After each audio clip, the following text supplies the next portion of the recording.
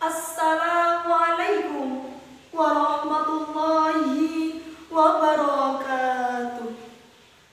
Bismillah walhamdulillah wassalatu wassalamu ala rasulillah sayyidina wa mawala la hawla wa la quwata illa billah. Ashhadu an la ilaha illallah wahdahu la syarika lah wa ashhadu anna Muhammadan abduhu wa rasuluhu la nabiyya ba'dah. Hadratul kiram, para alim ulama, kepada dewan juri yang terhormat, yang adil lagi bijaksana, sahabat dai yang dirahmati oleh Allah Subhanahu wa taala. Pertama-tama dan yang paling utama, marilah kita panjatkan puja dan puji syukur kita kehadrat Allah Subhanahu wa taala yang telah memberikan rahmat, taufik, hidayah dan inayahnya sehingga kita masih merasakan kesehatan hingga detik ini. Salatullah wa salamu, semoga Allah curahkan kepada junjungan kita Nabi Muhammad sallallahu alaihi wasallam yang kita nantikan syafaatnya kelak di yaumil kiamat. Amin. Sahabat milenial dimanapun Anda berada, pemuda memiliki peran yang amat sangat penting dalam perubahan suatu bangsa. Dari zaman dahulu sampai zaman sekarang ini, pemuda lah yang berperan dalam perubahan suatu bangsa itu. Hingga waktu kemerdekaan Republik Indonesia, tidak lepas daripada peran pemuda pada saat itu. Karena usia pemuda adalah fase pertumbuhan mental dan fisik manusia. Dalam konteks keislaman, posisi pemuda amat sangatlah penting. Kata pemuda dalam Al-Quran memiliki sesuatu hal mental yang tangguh dan mampu melawan dalam kebatilan. Dalam Al-Quran, pemuda disebut dengan Fatya yang dijelaskan dalam Al-Quran surah Al-Kahfi ayat 13. Allah berfirman, A'udzu billahi minasyaitonir rajim. Bismillahirrahmanirrahim. Nahnu naqussu 'alaika naba'ahum bil haqq. Innahum fitnatun amanu bi rabbihim wa zidnahum huda. Yang artinya, aku ceritakan kepadamu wahai Muhammad berita ini dengan sebenar-benarnya.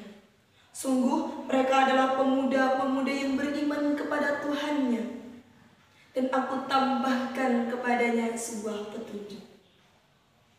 Dalam ayat ini Allah menceritakan seorang pemuda yang beriman yang tinggal di sebuah negeri yang kufur, hingga ia menyembunyikan daripada keimanannya.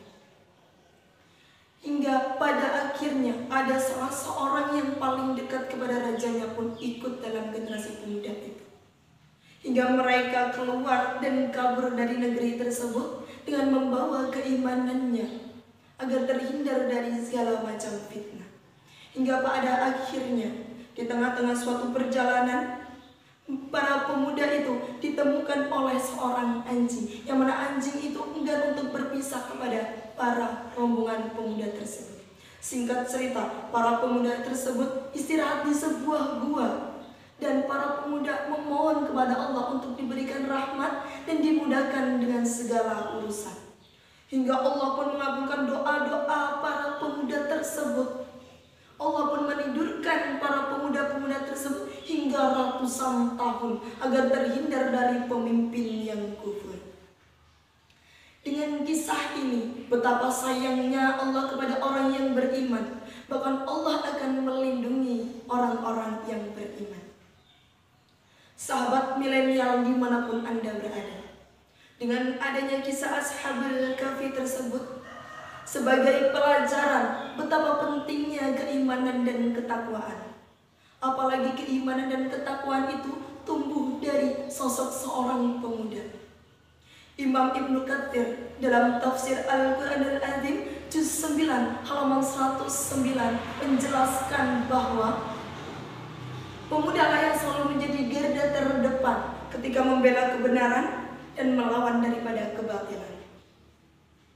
Namun, jika kita melihat kondisi saat sekarang ini, kita hidup di era globalisasi, kita hidup di era modern, kita hidup di era teknologi yang mana tidak asing lagi dengan kata-kata generasi milenial. Apa sih generasi milenial itu? Generasi milenial adalah para pemuda yang lahir di era globalisasi sudah mulai dimulai. Di mana ini banyak sekali perubahan-perubahan di era ini. Orang-orang pada era ini memiliki karakter yang kompleks, seperti contohnya melek akan teknologi yang sedang berkembang pada saat sekarang ini, memiliki ide-ide yang cemerlang dan visioner. Namun, bila dilihat dengan kondisi saat sekarang ini, banyak teknologi yang berkembang secara pesat. Banyaknya sosial media seperti Facebook, Twitter, Instagram, bahkan TikTok yang disalahgunakan untuk mengumbar aurat. Para remaja dan anak-anak pun ikut terpikat, ikut serta dalam lingkaran konten-konten yang sebenarnya itu menjerat. Na'udzubillahi min dzalik.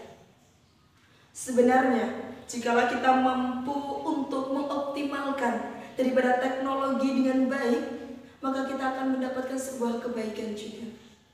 Teknologi yang amat sangat canggih, seperti handphone, laptop, bahkan gadget yang berada di tangan-tangan hadirin semuanya, itulah akan menjadi dampak yang besar bagi diri kita jikalau kita pergunakan dengan baik, bahkan bermanfaat untuk bangsa maupun agama. Sahabat milenial yang dirahmati oleh Allah, arus teknologi yang kuat harus kita imbangi dengan kekuatan iman dan takwa kepada Allah Subhanahu wa Ta'ala. Serta kita harus menggali pengalaman-pengalaman sebanyak-banyaknya sebagai tali pegangan hidup di dunia ini.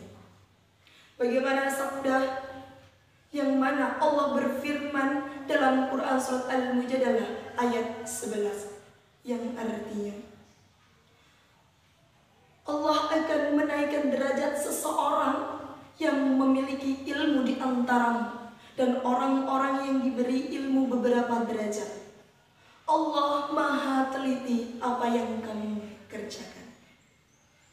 Wahai para pemuda, sesuai dengan janji Allah, Allah akan meningkatkan derajat, Allah akan menaikkan derajat kepada orang yang mau menuntut ilmu, kepada orang yang mau belajar, kepada orang yang berilmu. Karena sesungguhnya ilmu itulah yang akan menjadi nahkoda untuk perkembangan suatu bangsa. Kita sebagai pemuda dan insan yang hidup di dunia ini tidak lepas dari semua apa yang kita tanggung jawabkan di dunia ini. Semua orang yang hidup di dunia ini pasti dimintai sebuah pertanggungjawaban.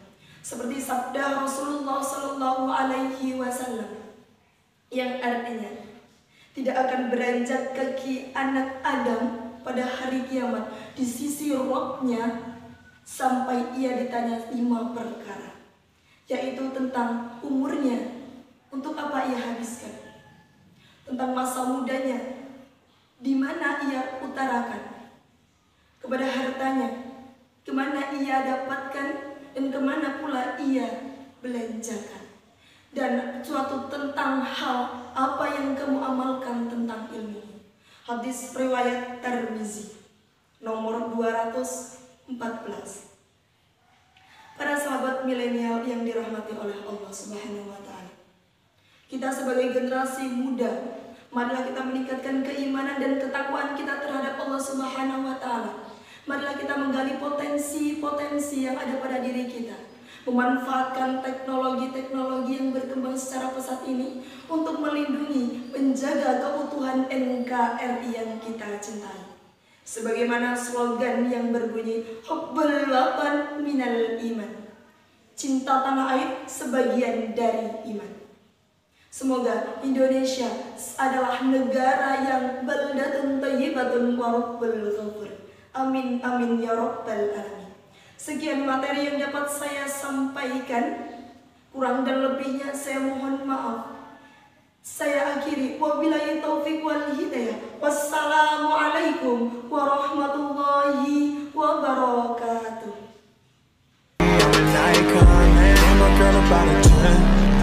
should fuck her in the